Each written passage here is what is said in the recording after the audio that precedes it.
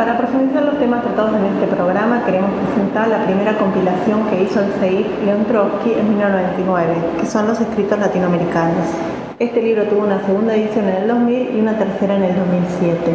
Recientemente se han publicado la mayoría de sus artículos en su traducción al portugués conjuntamente con la editorial Iskra. Este libro presenta una serie de artículos, cartas y reportajes de Trotsky durante su exilio en México desde enero de 1937 hasta agosto de 1940. Trotsky ejerció una influencia política muy importante en México, de tal modo que los periódicos de la época seguían su labor política y el pueblo mexicano sentía un gran orgullo de albergar al gran revolucionario ruso. Fue así que luego de su asesinato, en su cortejo fúnebre, hubo una manifestación de 250.000 obreros y campesinos mexicanos. Fue durante estos años que Trotsky profundiza su análisis y conocimiento sobre América Latina. Es así que analiza los elementos centrales del régimen del cardenismo en México, así como los fenómenos al sur del continente. Varios de los trabajos presentados en este volumen han sido publicados tempranamente, otros son pocos conocidos y el libro contiene una sección especial de artículos de Trotsky y otros intelectuales cercanos a sus ideas, publicados en la revista Clave y que hace décadas que no han sido editados nuevamente. La revista Clave fue la herramienta central de Trotsky para intervenir en la realidad política de América Latina.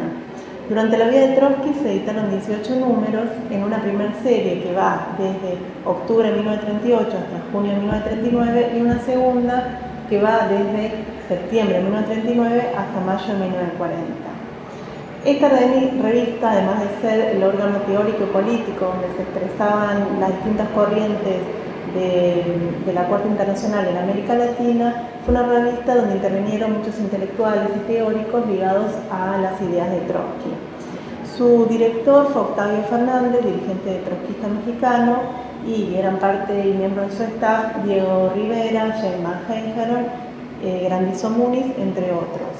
Además escribieron André Breton, George Novak, el pintor mexicano Juan O'Gorman y el escritor argentino Samuel Luzberg.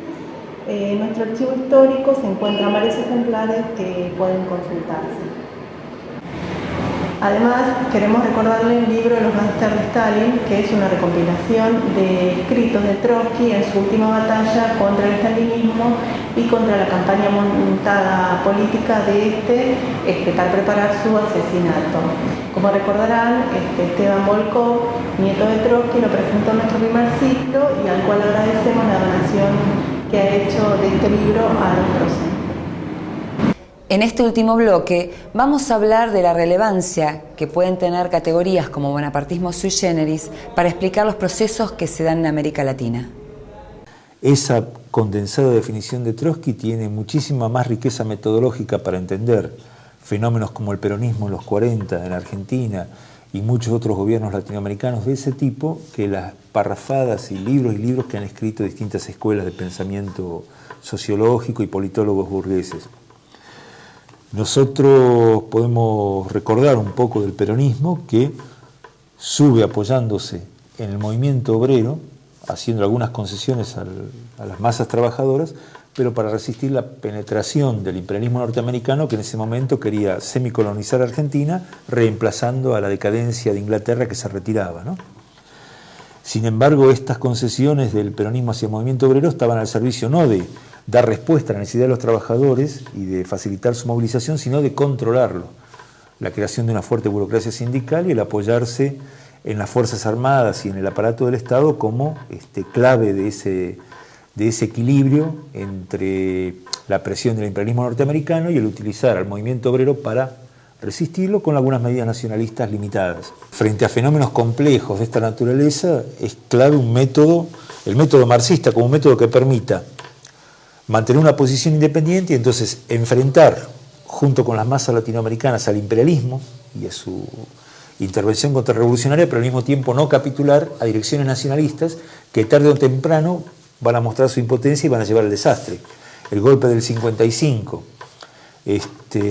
por citar un ejemplo, muestra esto. La dirección nacionalista que en determinado momento se apoya en el movimiento de masas, termina atándole las manos y dejando la vía libre a los militares y a los agentes del imperialismo, ¿no?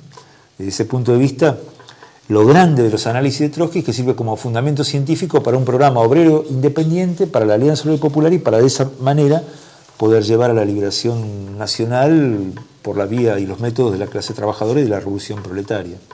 En nuestro próximo programa hablaremos sobre la lucha de clases en Europa y fundamentalmente sobre dos de sus procesos más importantes, el ascenso revolucionario francés y la Revolución Española. Veremos la dinámica de estos procesos, las distintas posiciones políticas de las corrientes del movimiento obrero y la pelea que dieron los trotskistas, que consideraban que el triunfo de la revolución era el único camino para impedir la guerra. Los esperamos y los despido con la última parte de la entrevista que nos concedió el historiador Juan Hernández, al cual agradezco su participación en el programa. La primera obra que yo leí de Trotsky es La historia de la Revolución Rusa. Uno de los libros, por ejemplo, Alberto Flores Galindo, que es un historiador peruano muy importante, considera que es uno de los libros más importantes del siglo XX, de historia. Y al mismo tiempo una interpretación para lo cual siempre es necesario una distancia entre el autor y el objeto de estudio.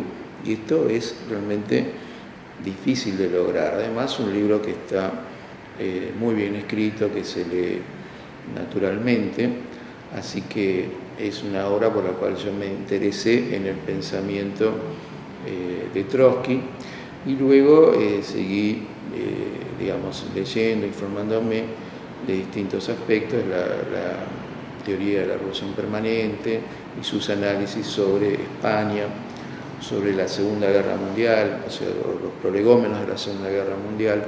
Una organización como el CEIP que se ha propuesto difundir y desarrollar una serie de escritos de Trotsky, de la tradición del trotskismo que habitualmente no estaban en circulación, por lo menos en español, muchas cosas que se han traducido y se han difundido de intervenciones del trotskismo en distintos lugares en Asia, en Europa, en América Latina.